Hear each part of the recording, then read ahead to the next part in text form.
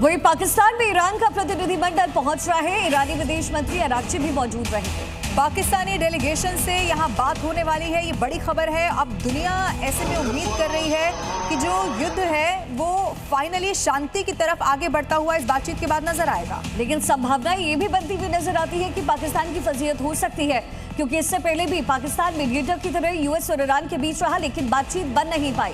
ऐसे में ये जो दूसरे दौर की बैठक होगी, क्या इससे कोई सल्यूशन निकलेगा?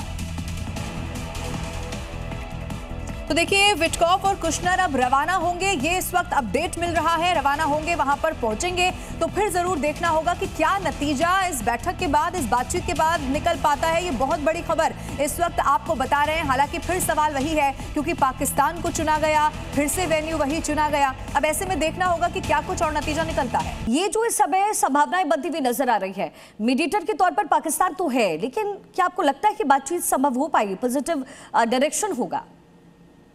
देखिए, ऐसा यहाँ बहुत चीजें निकल के आ रही हैं। दुनिया के अंदर इतना अनसर्टेनिटी, इतना असमंजस है कि क्या होगा। लेकिन पूरी दुनिया चाहती है कि शांति हो, पूरी दुनिया चाहती है कि दोनों में सीज फायर बना रहे, क्योंकि दुनिया को बड़ी तकलीफ हो रही इस समय में, तेल की कमी की वजह से, तेल की बढ़ती कीमतों की वजह से। साथ साथ में जो गल्फ के देश हैं उनको भी तकलीफ हो रही है, उनका तेल नहीं बिक रहा है, उनका तेल का भंडारण भर गया। अगर वो तेल नहीं बिकता है तो उनकी इकॉनमी भी उससे चलती है। यानी कि दोनों पक्ष चाहते हैं, विक्रेता और खरीदने वाला दोनों चाहता है कि यहाँ शांति हो, सीजफायर हो। साथ साथ में दुनिया में एक अनसर्टेनिटी है, शेयर मार्केट डाउन हो रही है, काफी ज्यादा लोगों को तकलीफ, आम आदमी की तकलीफें बहुत बढ़ गई है दोनों तरफ। लेकिन दोनों पक्षों की मांगे बहुत ज्यादा है। पर एक अच्छी बात है कि चलो अब्बास अगारची वहां आ गए, अमेरिका के वो चल पड़े हैं, वो भी आ जाएंगे मीटिंग करने के लिए।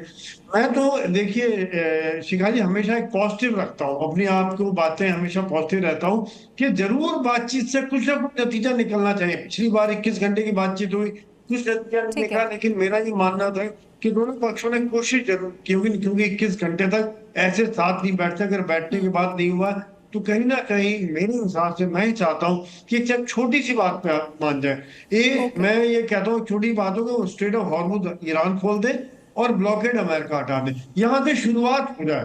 बाकी न्यूक्लियर बैलिस्टिक वो अगली मीटिंग में हो सकता है, उससे अगली मीटिंग में हो जाता है, लेकिन यहाँ पर एक शुरुआत होने से एक भरोसा हो जाएगा दोनों देशों का एक दूसरे के ऊपर। इस समय में सबसे बड़ी जो कमी है वो दोनों देश एक दूसरे पर भरोसा नहीं कर रहे हैं। तो एक बहुत बड़ी टारगेट, दोनों की डिमांड इतनी ऐसी है कि जो प्रैक्टिकल नहीं है। फ्रैंकली आप और हम भी समझते हैं कि अगर वो कह रहे हैं कि आप न्यूक्लियर बंद कर दो, आप अपनी बैलिस्टिक मिसाइल खत्म कर दो, आप हिजबुल्लाह हूथी को मदद करना बंद कर दो, ईरान के पर काट दी। ईरान कह रहे हैं मुझे पैसा दे दो। सवाल ये देवनाथ